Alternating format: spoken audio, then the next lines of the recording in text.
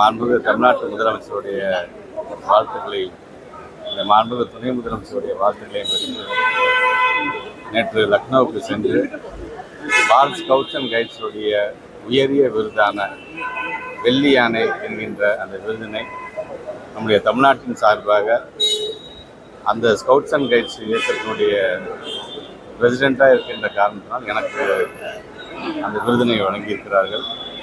அதே போன்று நம்முடைய திருச்சியில் நடந்த அந்த ஜாம்புரி என்கின்ற ஒரு மிகப்பெரிய ஒரு கேதரிங், அதில் அதை நல்ல முறையில் நிர்வகித்து அதை ஏற்பாடு செய்த அன்றைக்கு எங்களுடைய திருச்சி கலெக்டராக இருந்த இந்த பிரதீப் குமார் IAS அவர்களுக்கு சில்வர் ஸ்டார் என்கின்ற அந்த விருதினையும் வழங்கியிருக்கிறார்கள்.